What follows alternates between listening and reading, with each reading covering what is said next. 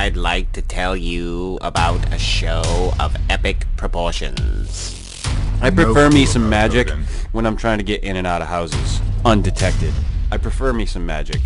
A show where the boundaries are pushed. I like spam. Is there something wrong with that? No, nothing at all. If you prefer meat with jelly on top of it, go right ahead. I'd like to tell you about that show, but that is not this show. This show is the Fortean Slip, with host Chris York. I have a tendency to go to dark places with my humor. It is what it is. It's not going to change anytime soon. Co-host Steve Alcorn. It was so earth-shaking and mind-blowing that even John Teeter in the future knows about it. And reoccurring, ever-present special guest, Matt Knapp. Yeah, somebody should have put out like a giant bug zapper and just ended that whole Mothman debacle. A show that lacks taste, a filter, and listeners. Are you listening? Are you like hearing the fucking fart? Yeah. You're not just smelling it, you're hearing Not the shit. just smelling. Audible as well. That would be something else. Whoa. But You well, have I do. parts that you can't tell if it was you or not. Well, yeah, because What you are about to hear may be offensive, but we don't really give a fuck.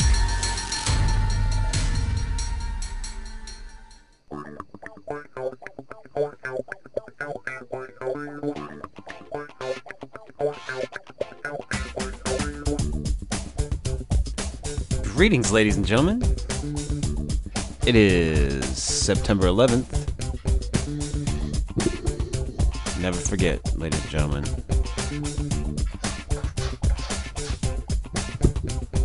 You don't forget, do you, Steve?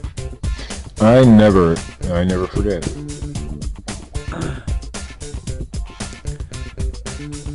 How many years is it now? It's 2014, so it's fucking 13 years. 13 years ago. Holy shit. What were you doing at that time, Chris? I was doing construction. And Were you, did you hear about it right away, or when you got home from work, or what? Oh no, the big thing where I worked was we all listened to fucking talk radio. So I was listening to IMUS first thing in the morning, and we were re-shingling the side of a condo, and it came over, and the guy that I was working with, he used to live on base, so he was just like freaking out because he just could imagine like what people on base were like going through. Like a military base, On you a mean? military base, yeah. And then, one of the people in one of the condos had come out and said, "You guys got to come in here and see what's on the TV." And that's when we went in and we finally saw the footage of the planes flying into the buildings. But that whole day was fucked up. Like, we got work done. I remember we actually got work done, but it was just... Yeah, how do you work in that situation? Yeah, I mean, it's like your country's under attack. Yeah, it was a weird day. Like I said, we didn't stop working. It wasn't like, work halted for the day or anything. It was just like, it was very relaxed. Like we did our job, but we were just like kind of in a funk. Oh yeah, I mean, I don't know how you couldn't be. I remember I had just gotten my kids off on the school bus. I was unemployed at the time. My ex-wife and I decided that I would be a stay-at-home dad and she'd go out and work or whatever, And so I had gotten the kids off to the bus. My youngest, Clay, had just been born in November, so he was very little. Yeah, he wants me to say November 28th. So I got the kids off to the bus, and I was watching the Today Show, like I did every morning, back in those days. And Matt Lauer was on, and then all of a sudden you see smoke pouring out of a building, and then it cut away real quick. And then it went to commercial, and I'm thinking, okay, that was weird. I wonder what that was. And so it comes back on, and you just see Matt Lauer's face, and you know something fucked up just happened. And they go on to, you know, talk about, okay, this plane just hit the World Trade Center. I'm like, you got to be fucking kidding me. So at first I'm thinking, yeah, you know, a straight plane, you know, it happens. And they start talking about terrorists and shit like that. I'm like, you know, we always jump to these conclusions that it's terrorists or something. It was probably just something, you know, an accident. And then I'm watching this all live, man. And then the second plane hits the fucking tower. Yeah. And you knew. And you knew right away that it was something bigger than just an accident, you know. And I remember I sat there all day. And, yeah, I couldn't help but... I wasn't watching it live, but I was hearing it as it was coming in live. Right. Like, as soon as the news was being reported, I was hearing about it. And I can't remember if when we went in, if we actually saw... Because they had the footage of the second one going in. I think it was a lot quicker than the first. Well, I think, you know, they had been focusing on the building all morning. So I remember when I watched it, you could see it. And the newscasters, and I'm switching between Fox News and CNN and the Today Show and all this shit just to, you know, keep up with the news. And one of them's like, oh my God, a second one just hit the other building. And I'm like, you gotta be fucking kidding me, you know? And then of course I'm from Pennsylvania, so, and I'm, you know, a couple hours away from the one that crashed here. And my brother's girlfriend was down there, living down there at the time. So I'm worried. And my Uncle Ray was working in D.C. at the time. And of course you had the Pentagon, you know? So, and he was, well, I can't really talk about much about what he does, but he was a government worker, and he made frequent visits to the Pentagon. And that's all I could think of is, oh my God, you know, my Uncle Ray could be in there. And so it was a terrifying day. That's all you know, that's the main thing I remember. Yeah, it was one of those days that just stuck with you. Like, I will never, and it wasn't just I'll never forget what I was doing that day. Like, what, yeah, I can remember, like, I can remember that period of time when I found out as it progressed. Like, as the day went on, not so much, but that little period of time in the morning, like, I can remember it with just absolute clarity.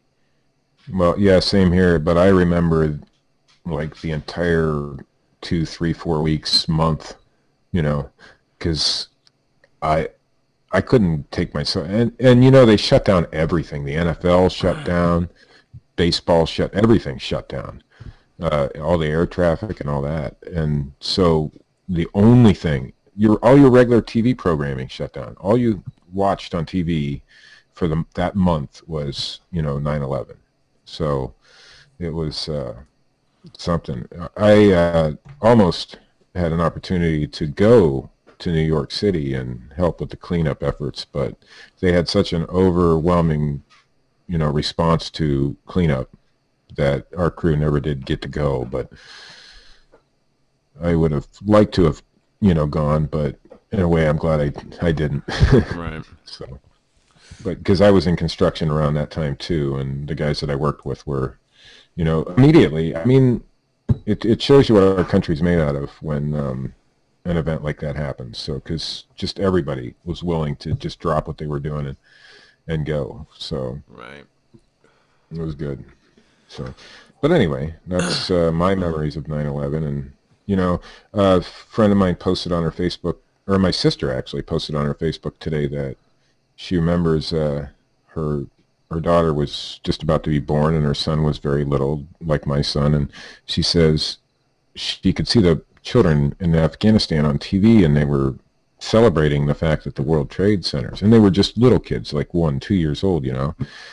And she said she prayed every day that her children would not have to grow up and fight those little kids when they became adults. And she said it's 13 years later, and she's still praying that, and that kind of hit home, you know. when she said that. So because it's still going on, it's 13 years later, and we're still fighting over there. But yeah. A little bit of a serious start to the Fortean Slip tonight, Yeah, but it's a serious it's a hard day, it's a hard segue, but yeah, this is. But you know what?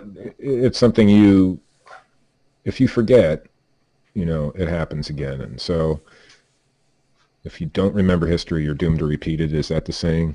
Yeah, so something like that. Right, and I believe that. So. But yeah, this is episode. I think it's 49. I think it's 49. 49. I wish it was 69. Yeah. I told you to leave the jokes to the better half of the program. But he's not here tonight. Yeah. What is Matt doing tonight? Matt Knapp contracted Ebola while he was over in the Congo. Oh, that's right. I forgot. And it was slow acting, and it's hit him. By the way, I never did. I was kind of out of it on Sunday when we did our show, and our last show, episode 48, I'm guessing, since I wasn't here. What was I doing? Oh, you were having sex with your Volkswagen. Oh, yes. I remember it well. I love my Volkswagen. I love my Volkswagen. No, you really so loved much. your Volkswagen that night. I love my Volkswagen, a 1970 Beetle, by the way. I love my Volkswagen so much that I went out and bought a second Volkswagen. I couldn't afford the whole car. I couldn't afford the whole car, so I just got half of it, the front half. But anyway, beyond fucking Volkswagens. This is episode 49. I think I'm going to go with coyotes and alligators and bears. Oh, my. Oh, my. I recently got into a argument with Mr. Stacy Brown Jr.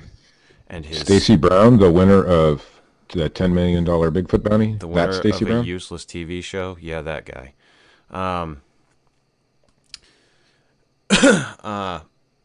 got into an argument with him and his, I would say, supporters. His posse. His posse. About his evidence. And this was before the evidence that we're really going to discuss, I guess. Because I had gone after him about the thermal. Okay, the thermal footage that was captured a few years ago. Right, which is technically his father's footage. Right, yes, actually. I believe you're right. I guess. According to what I've been told. I'm doing my show. Sorry, Chris. I've been rudely interrupted by a child who wants to eat some spaghetti. Dad, I did enough. And he's still interrupting. Yeah. Oh, of course he is.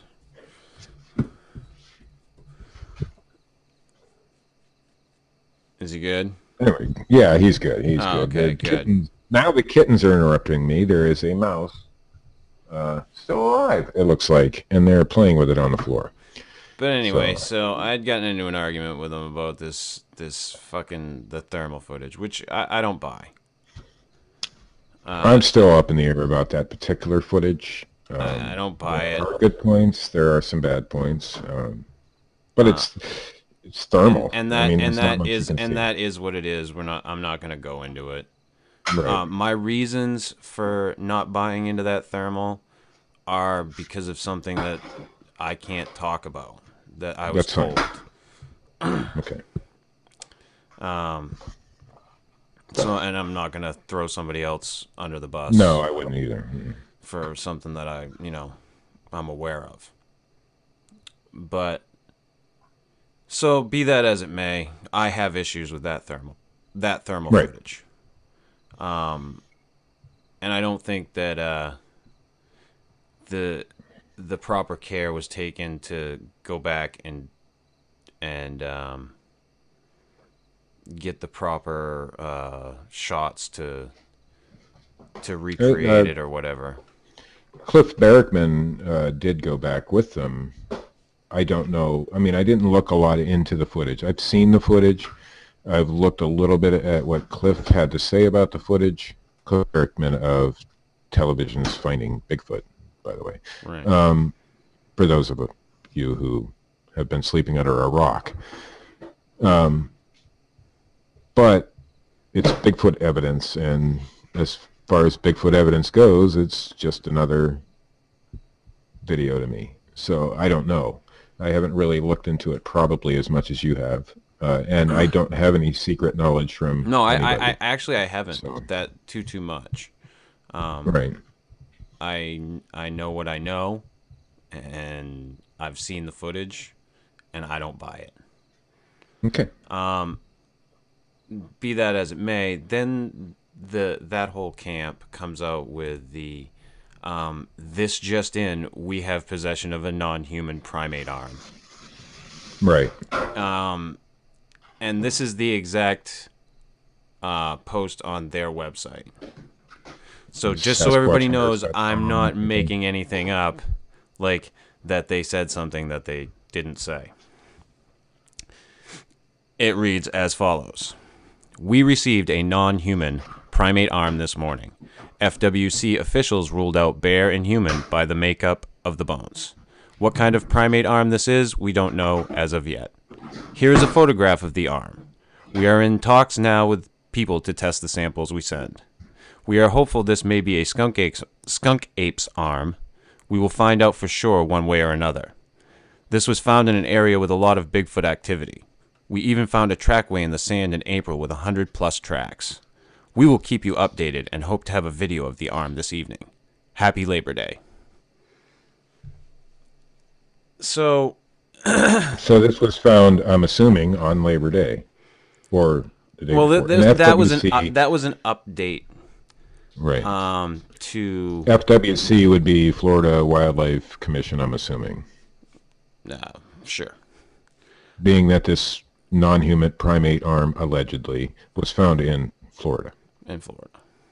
Yes. And come to find out,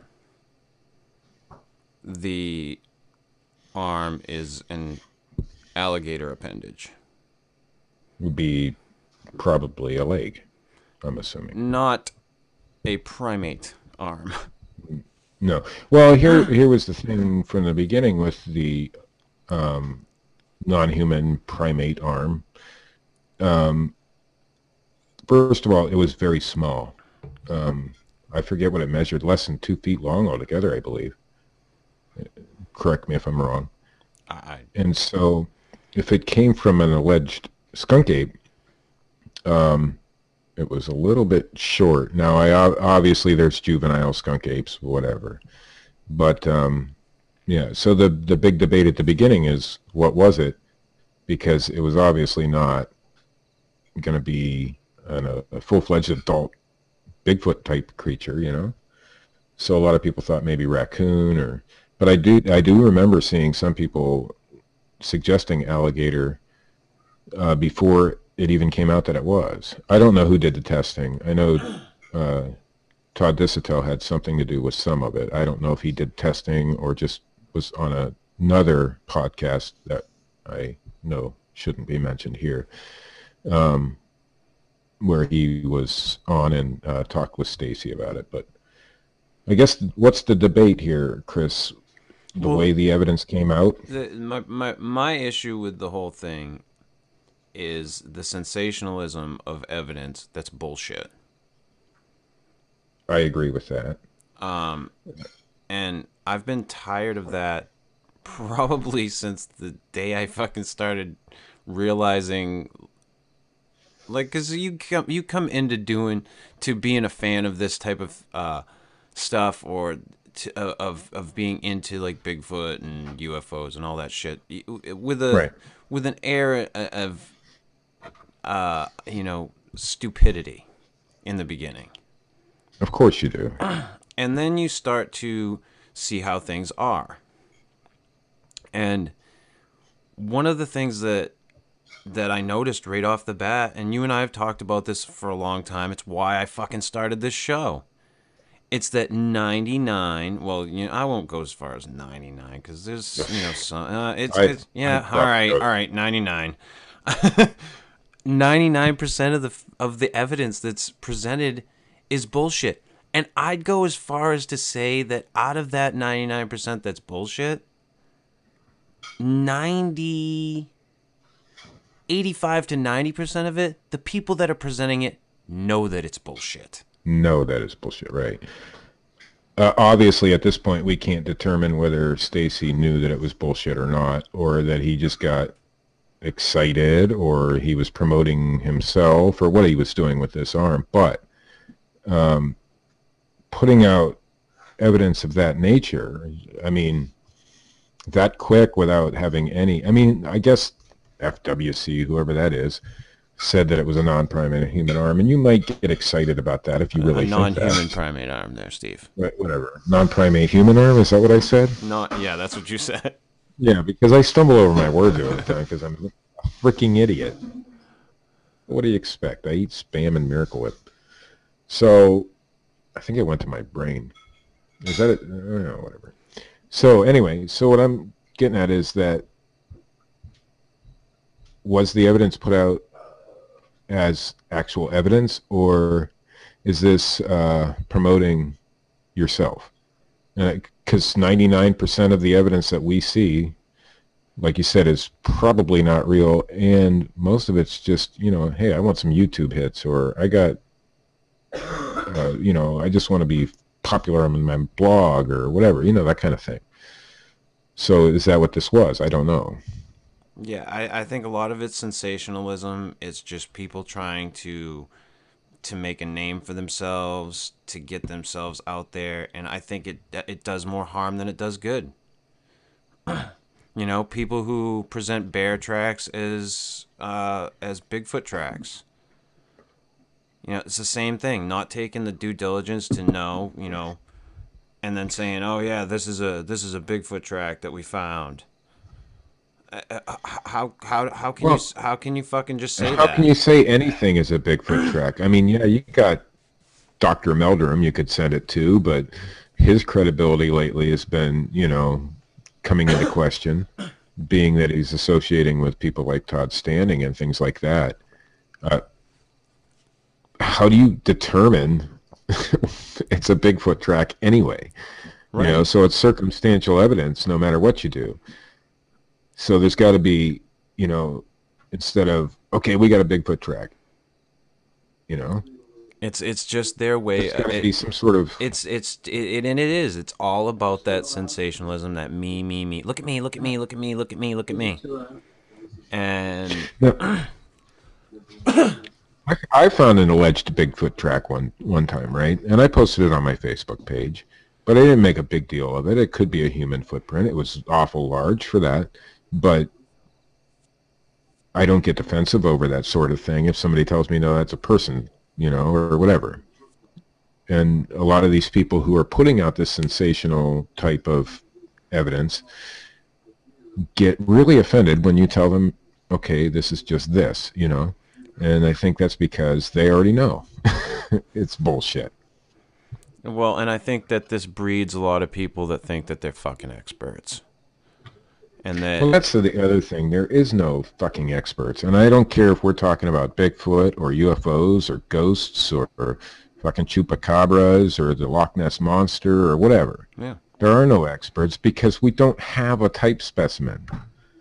And until that day happens, there won't be any experts. And Dr. Meldrum, for example, yeah, he's a foot doctor or whatever the hell he is. He likes feet, Steve. He likes feet. He has that. I remember seeing a video. There's an interview out there. An interview with him and talking about his foot fetish. Yeah. Was that what it was about, I believe? You might be able to find that on the Fortean Slip somewhere. On the Fortean Slip channel? You might be able to find that. It was a good interview. It was probably the best interview that Dr. Meldrum's ever give. Oh, this is a fucking fabulous interview. Absolutely. But what I'm saying is, even he's not an expert on Bigfoot because there is no known footprint. There's no experts. Period. We've never seen a Bigfoot leave a print. Well, okay, the Patterson, and then, okay, so let's say that the Patterson whole Gimlin thing was fucking completely real. Okay, which, again, none of us ultimately really know there. It's fucking some cool footage, I'll admit that. I am in the real camp on that Okay. one, or at least 80%. Okay, so they found footprints there. Right. Okay, but still, But even that's with what even we with judge you and me, all yeah, the but future footprints off of. even with you and me being in the real camp on that, you being Right. a fucking logical person can say that there's a possibility that fucking could have been not real. Right. Well, I'm in the real camp only because I've met and talked with Bob Gimlin. So I know, personally, I don't know him personally, but because I actually got to speak with him about this subject and subjects other than Bigfoot. I met him and what type of person he is, and I just believe him. You believe Norm Glasser too. I did believe Norm Glasser. And Norm Glasser was a fucking hoaxer. But he was good. Hey, you never know. Bob Gimlin might be good too. And, well, the reason that I think Bob Gimlin doesn't fall into the Norm Glasser category or the Rick Dyer category or anybody who's a hoaxer is because he stayed quiet for many years. He didn't want anything to do with it. And he was only, I think it was Kathy Strain who is, I really like Kathy.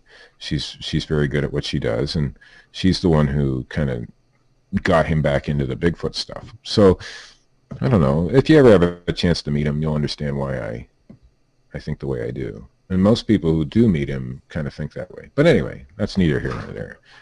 So, Yeah, what I'm trying to say, the only thing we have to judge all future Bigfoot prints, for example, by is what they did. Because if you believe that one's real, then you obviously believe that footprint's real. But then but you still have to go on that belief that that's it's belief. real. Right. So, is it fake? Damn well could be. Right.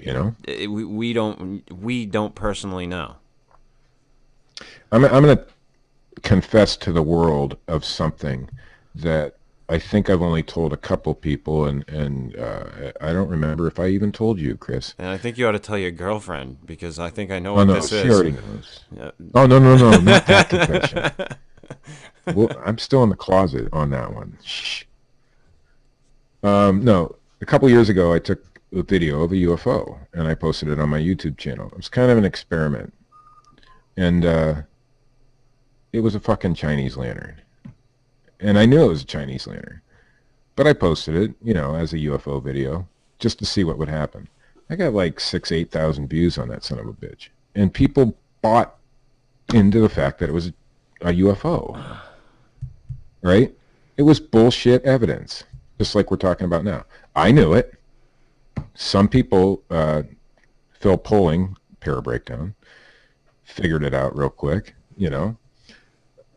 So it was kind of a sensational thing. I wanted to try and see if people would buy, and they did. To a certain degree. So I think that's, to a certain degree, a lot of people said, no, that's just a Chinese lantern. But overwhelmingly, the response that I got to that video was, oh, I saw the same thing here in Florida. Or I saw the same thing in Arizona. But in the same hand, though, Steve, Nobody actually officially debunked it. I talked to Phil later at a different time. He didn't even know I took that video. And he said, no. I said, did you see this video on my channel? And he said, yeah. And he said, that's a Chinese lantern. And I said, you're right. So it wasn't like, and I posted in the description, this may be a Chinese lantern. So it wasn't like I was really hoaxing or anything. I was just wanted to see. And even though I posted that, people still, this is what I saw in Arizona, or this is what I saw in California. Exactly the same thing. And yeah, I just want to believe that badly. I just don't like the fact that when you try to go for the truth, these radical, fanatical supporters of these people fucking come at you like with fucking, Oh, it's rabid. They don't come at you with like fucking claws and teeth. They come at you with like fucking nuclear weapons. Well, there's a whole Facebook group and it's got 11,000 members now. I won't mention the Facebook group, but they're what we like to call the woo-woo type people or whatever. You know, they believe in the cloaking Bigfoots and stuff. And so if you don't agree with that group, and if you post something wrong in that group, I haven't posted in the group for a long time because I'm afraid that if I post something in there, they won't agree with it, and then they'll come after me. But geez, people been shot at. And I'm not saying it's a member of these groups, but my God, they get really defensive and rabid. I think we actually talked about that. I think we did. Strufert's bookstore got shot at. And yeah, but you weren't on the... Whether it was... when it was just me and Matt. I think whether it was a member of that particular group or a supporter of that group, we don't know that. But it just... That's how defensive people can get over this bullshit. Yeah, and that's what it comes back to, it being bullshit. And right, and it's all bullshit. And I think I told you in a private message the other day, or this morning, or yesterday, or whatever, I'm starting to think it's all bullshit. Every bit of it. But or whether it's worth the time. Like, and I'm going, well, fucking Jeff announced it, so... I guess it's out there. Jeff. I'm going on vacation, and I'm gonna go out to it's a Squatchcation. Yeah, the Squatchcation, to the Olympic Peninsula. Sweet. And I've been accused of not going out and into the field. And for anybody who doesn't know me, I've spent a great deal of my life out in the woods. Hiking in the White Mountains, in the woods of Maine. I grew up in the woods. I live in the fucking woods now. For those people who have accused you of not going out into the field, I would like to ask you one question, What's Chris. That? What kind of evidence have you presented? None. Exactly. None. So what's it matter, right? There's a fucking reason I haven't presented none, because I don't fucking pick up every piece of fucking hair I see, or look at every goddamn track I see, or fucking have to fiddle with every piece of shit on the goddamn ground that I see. And it irritates the fuck out of me, these people, that they gotta go out, and every time they go out, they gotta show something. It's gotta be something. And it's like, no. Well, it doesn't. I want to go back for one moment, because I told you I was going to do this, and I kind of let it slip. But back to the, non-human primate alligator arm. And zoologist Nadia Moore's comments on the Squatchers Lounge on Facebook, if I may. Oh, yeah, absolutely. Okay, so Nadia says because this is when when it was still being presented as a non-primate human, or a non-human. God almighty, somebody slapped me. I believe it was after, but continue. I was kidding about the slapping. Jeez, my son just slapped me. So anyway, she says there are a ton of escaped and feral non-human primates living in Florida. Occam's razor would suggest that you don't immediately jump to the conclusion that it was from the most unlikely origin, i.e. a Bigfoot, but one of the known breeding populations of monkeys living in the region instead. And then she goes on to say later she didn't know at that point that it was an alligator, but when she found out, she says, I had no idea it was an alligator, so nothing should be assumed ever, unless a zoologist or a biologist specifically specializes in that area the remains belong to. We would need to check source books and run tests to know for sure, just like everyone else. Just because one has a degree does not make one an expert on every biological entity on the planet. And she said, I am sure whoever initially looked at it was making a guess as to the best of their ability, but would never have claimed to know for sure until testing was done. So that's the kind of thing that we need to do. Because the point that she's fucking making is that if anybody who's ever been to their fucking doctor and brought up a fucking something that the doctor doesn't know about, when the doctor leaves the room, he's going to look at a book. Right. Because he's not specialized in a certain area. He's your fucking doctor. and he knows his shit, but he's still he's he might not know skin diseases very well, or he might not know whatever. Well, it's just like, if let's say it was a human arm they found. Well, they might know it might be a human arm or a human-like arm, but until they do tests on it, they're not going to know if it's a male or a female or, any of that stuff until they actually do tests. And they're not even going to, you can't definitively claim anything until proper testing is done. And I think that's the whole gist of what we're trying to get at tonight is, proper. Why release this information until the proper testing is done? It's to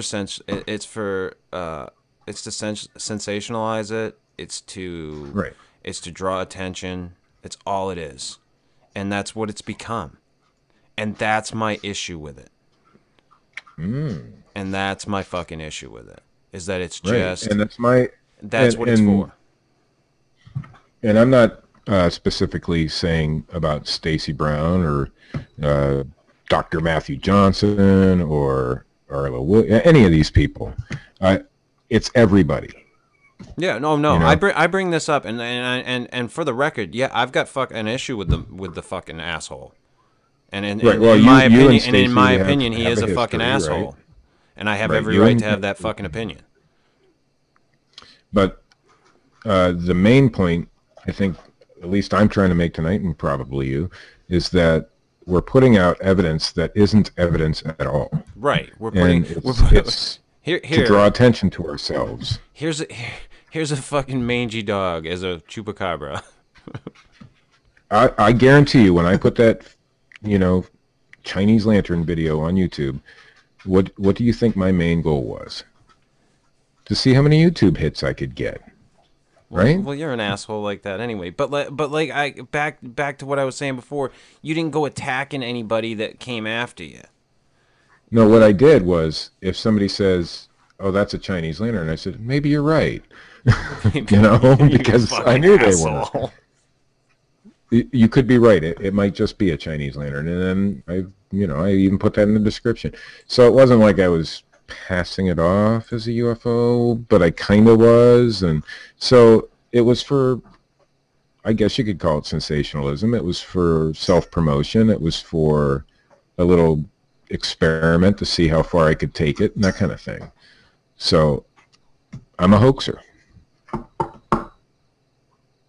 Yeah, I knew it all along anyway. It happens.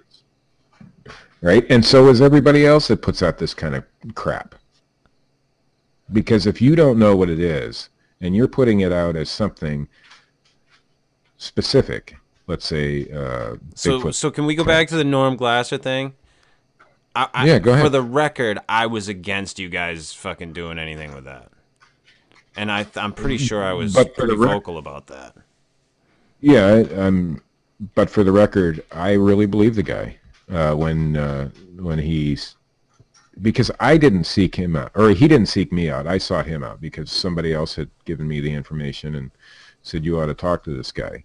And I couldn't... I mean, the photo did look a little suspicious. And the minute that Adam Bird found out what it was, we were on that shit, like... Right, because I'm not going to... I mean, I can give you a good example, and I don't give a flying fuck if he don't listen to our show. But Matt Moneymaker, for example, once he gets on board with something, it don't matter how many times that thing's proven a hoax or a lie or whatever, that motherfucker, he'll just keep going with it, So, but me, on the other hand, and Matt Knapp, because we were the two main supporters of Norm Glasser and his photo, outwardly, because a lot of people behind the scenes thought that was real. And he ruined a lot of people in their paranormal groups and things like that, which I'm not at liberty to discuss, but it went way deeper than just a Bigfoot. He duped a lot of people with that one. He did. And people were using that in presentations and, because they thought it was real. And he was such a believable guy. And that's why, but as soon as Matt and I found out, and as soon as Adam Bird let us know, we totally turned the tables, and if you go to my Twitter account, still it says hoax with a picture of that picture on there. Yeah. So and as soon as we knew, we had a show. We did the show and we called it the Norm Glasser hoax. Oh, and that I did find out later. He tried to call me. Is that the dude that was calling you fucking about the muffins? And the fudge? No, that's something. You know what? It could be him. Kind of sounds like him. On that note, Steve, we've gone a little long. Don't you have some? Have we? Don't you have some? Oh my God! News? It's 9:49. We were all fucking serious tonight. Oh, we get that way sometimes, especially when Matt's not here. He's like I hope he gets cured of that Ebola. Well, Ebola is a serious disease, so. But I do have some news stories, so I'm going to just jump right into them. This one's from the Huffington Post. I like the Huffington Post. There's a lot of good stories on there. But this one's about a guy who dresses up like a Grim Reaper and haunts an Albuquerque cemetery. A local cemetery in Albuquerque, New Mexico, has become the haunting grounds for a mysterious man dressed like the Grim Reaper. The man first showed up at the San Jose del El Rosario. Oh my God, that's a long name for a cemetery. Last month, wearing a black cloak over a white dress. His face was covered. What? I'm just reading the story. See, he was wearing a black cloak over a white dress. He's a cross-dresser in the fucking cemetery. He's not the Grim Reaper. You might be right. His face was covered, and he occasionally carried a bouquet of flowers that looked as if they had been plucked from a nearby field. KRQE TV. Okay, reports. I'm going back to the fucking cross-dresser in the cemetery. The strange figure disappeared, only to show up again this weekend and consent to an interview with the station KRQE. The mysterious man says his name is the Light Wanderer, and that he comes to the cemetery to pray. There is a place where sleepers sleep and dreamers dream and patiently await, he told the station. And there's a place where boys go to dream their girls. Adding that people shouldn't fear him. There's nothing to be afraid of except those who seek to cause harm, pain, and destruction. There's nothing to be afraid of unless you're a little child. I'm sorry, but if I come across some guy dressed as a Grim Reaper in the cemetery, I'm probably going to be a little bit scared. Just saying. And from thegazette.com, this is out of Colorado Springs, apparently. It looks like we're all going to die again, Chris. Last week it was an asteroid, I think. I don't know. This week, an extreme solar flare is blasting its way to Earth and could mess up some power grids, satellites, and radio. You know how many fucking times I've heard them say this? It's gonna fuck us all up. We're screwed. I've heard it a lot too. But it has been several years since Earth has had a solar storm of this size coming from sunspots smack in the middle of the sun, said Tom Berger, director of the Space Weather Prediction Center in Boulder, Colorado. Wasn't Boulder, Colorado, where Mork and Mindy was based? I don't know. They smoke weed there. I like Boulder. In Colorado. Solar storms happen often, especially during peaks in the solar cycle, and don't directly harm people. But what makes this one more worrisome is its location on the sun, along with its strength, he said. There has been a giant magnetic explosion on the sun, Berger said, because it's pointed right at us, will at least catch some of the cloud of highly energized and magnetized plasma that can disrupt Earth's magnetic sphere, which sometimes leads to temporary power grid problems. Forecasters don't know yet when Wednesday's solar storm will arrive. Wait, it's Thursday. Oh, wait, it happened on Wednesday, so it takes time to get here. I get it.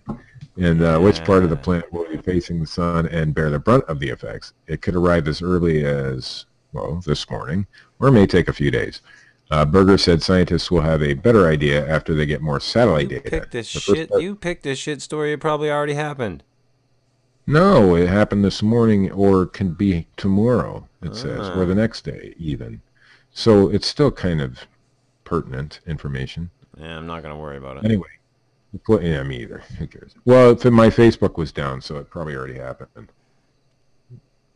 Facebook can use that as an excuse for their shitty service sometimes. And in our final story from Yahoo, this is a pub that you can buy, and it promises you, if you buy this pub, that you can see the Loch Ness Monster. It says, now's your chance to own Ness's favorite bar.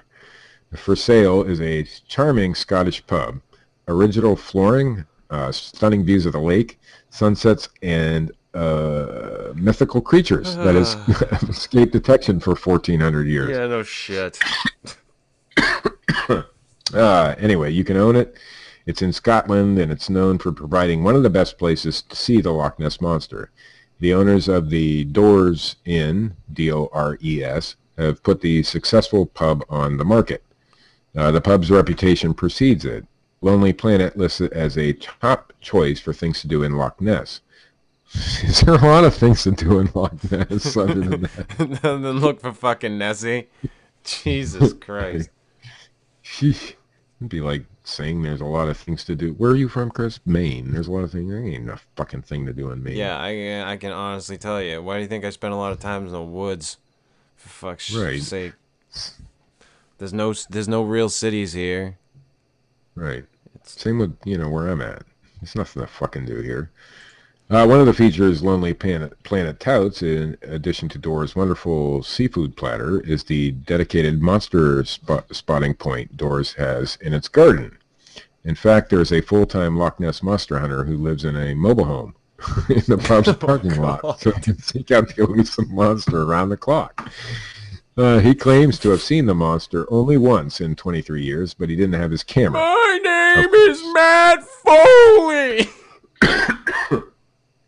My mom used to tell me I was going to live in a van down by the river. I've been sitting here looking for the Loch Ness Monster! For 23 years.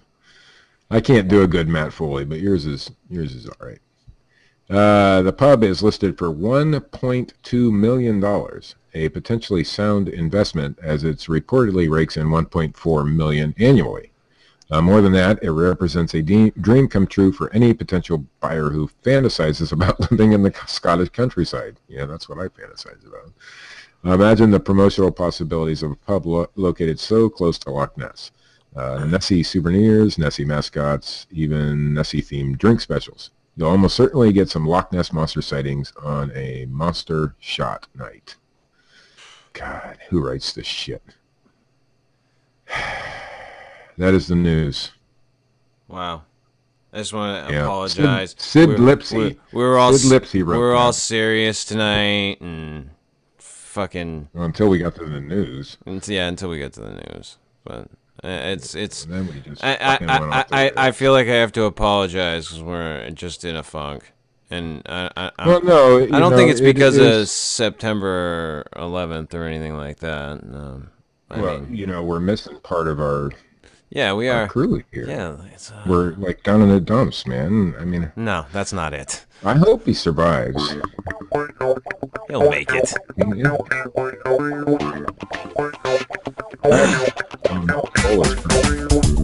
This has been episode 49. What did I call it? Coyotes and alligators and bears. Oh my! That's all they find. It's a bear. It's a raccoon! It's anything but a big... I found me an alligator. Cuz... well, I think I'm gonna get some Facebook DMs.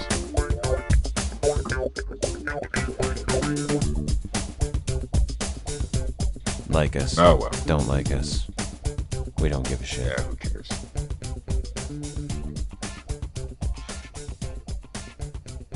I'm ready to go to bed. Fucking thanks.